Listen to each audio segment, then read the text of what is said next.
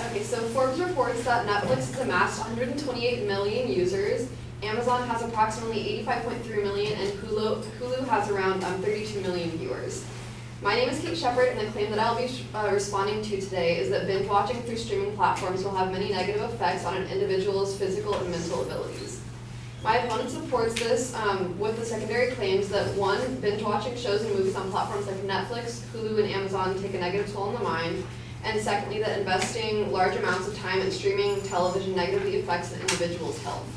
I will be responding to these claims by making some counterclaims as well as challenging some evidence and reasoning. I will first be responding to the first secondary claim that binge watching shows and movies on platforms like Netflix, Hulu, and Amazon take a negative toll on the mind. My evidence challenges to this are firstly that there is no concrete evidence stated to support the claim that the technology of streaming has essentially eliminated choice, making the mind less active, because the episodes are queued about 5 seconds after you finish the last episode, so it's simply a blind assumption. And when I was researching the topic, I could actually find no evidence attesting to the fact that this aspect of streaming has essentially eliminated choice or has made the mind less active. When watching Netflix on my own personal time, I also realized that I was given about 5 seconds when watching something like Stranger Things, but up to 15 seconds of choice when I was watching something like Naruto that wasn't Netflix originally created. My reasoning challenges to this previous argument's first secondary claim is simply that the argument is generalizing the population because the demographic is never actually stated.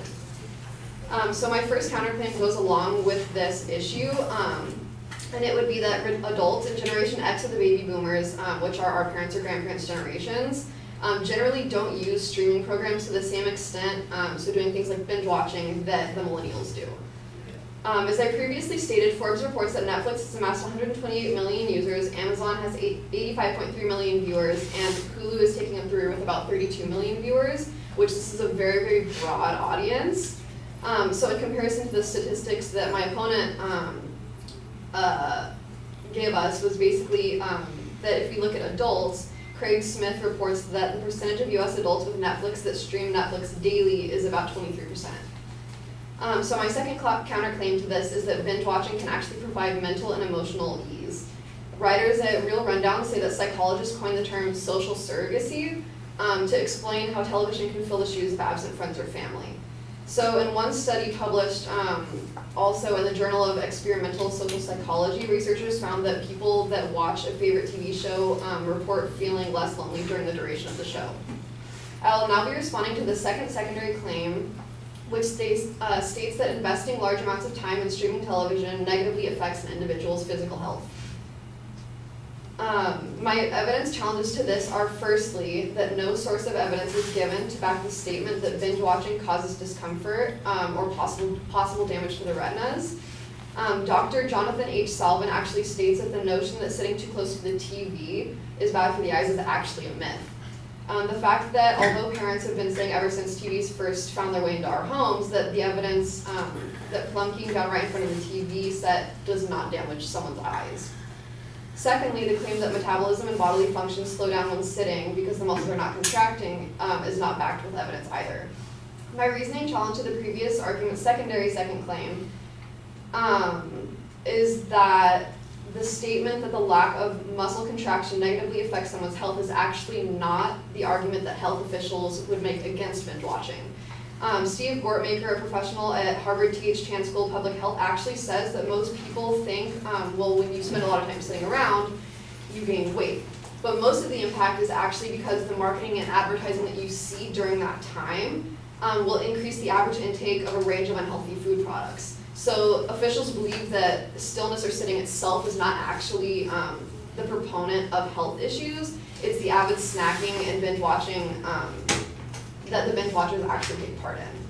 So my first counterclaim for the second secondary claim is that not all binge watching takes place during the late hours of the night, nor does it require your undivided attention is on the TV while you're watching.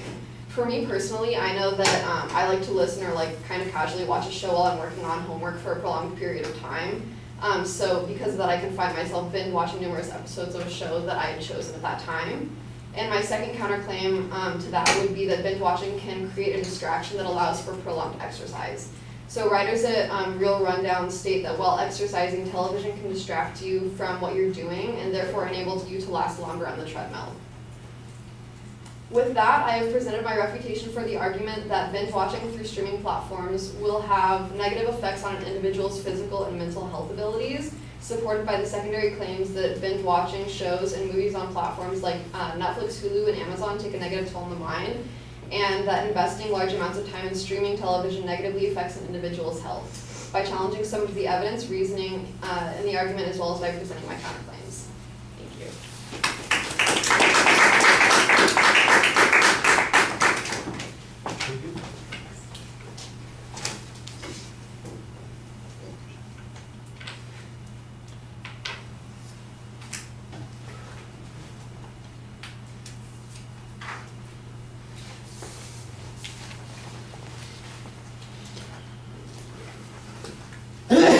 Gesundheit.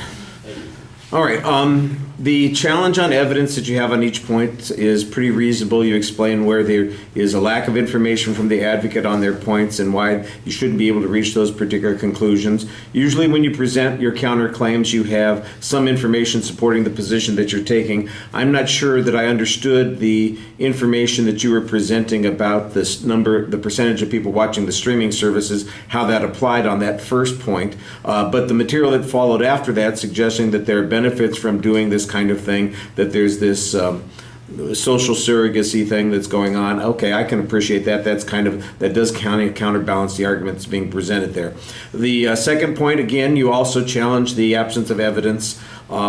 The argument on the second point where you're saying the real issue is snacking, primarily it sounded to me like it was related to the advertising, but I don't remember that streaming contains a lot of the same kinds of advertising issues that you're dealing with. I would have thought that would have been one of the points that you would make on that point.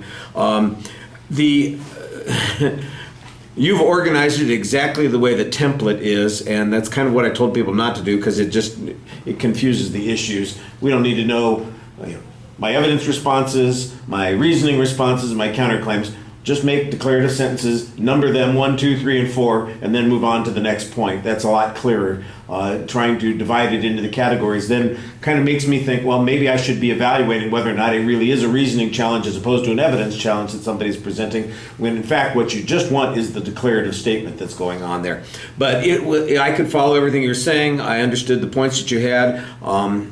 I thought you had okay evidence on some of your points. I think you missed a couple of potential responses on the reasoning process, but, like I said, the counterclaims are pretty good. Okay, thank you. I'm trying to force myself tonight to